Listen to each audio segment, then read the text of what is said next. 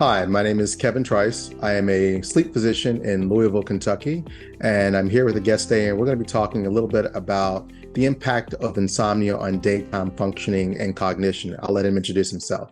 Hi, Kevin. It's great to join you today. I'm Mike Yurcheshen. I'm a associate professor at University of Rochester in Rochester, New York. Great. Thank you so much for being on the talk today.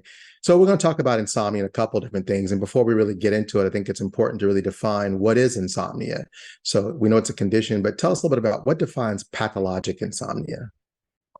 So it comes in a lot of different flavors. What we see here clinically are people who generally have had chronic insomnia. It's been going on for longer than 3 months, and they have difficulty initiating sleep or maintaining sleep, or frankly, they're just not satisfied with the quality of their sleep when they get up. And do you see a lot of patients with this disorder, or is it something you think is on the rise or decline lately? Like, who does it really affect, and what do you see in your clinic? Well, I think we probably both see a lot of insomnia, just as everybody who Absolutely. practices sleep medicine. I practice adult sleep medicine, and certainly insomnia is more common in people as they age, but it really can affect any age group, any gender, any demographic profile. And what type of effects are you seeing? I know in my clinic, like you said, we see a lot of patients with this disorder, and there's subtypes of it, and it can have a lot of effects on their daytime function. We tend to think of what happens at nighttime, but what do you see in terms of like daytime activity or function? How is it affecting your patients? Well, so that's highly variable. As you point out, most patients have disruptions of their sleep at night. How they function during the day, it's really dependent, patient dependent. So some patients have very little disruption, although I guess I would say that probably most of those patients don't end up coming to see us. The people who end up seeing us, I hear a lot of descriptions of fatigue, not necessarily sleepiness.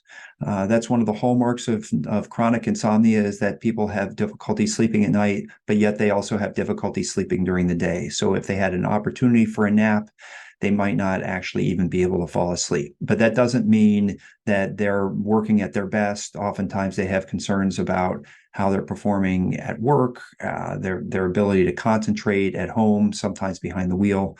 Those are all classic examples. That's great. And you mentioned that, performance at work sometimes can lead to it, or performance at home, their mood, their cognition.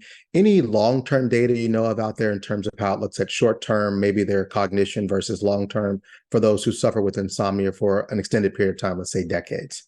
Well, yeah, the data that are out there have a lot more, in my opinion, to do with kind of what I would consider to be the neuropsychiatric space. So this can definitely lead to difficulties with concentration in terms of judgment, risk taking, Absolutely. and your ability to perceive what's dangerous and what's not, as well as things like mood lability. So people often find that they have a very short fuse.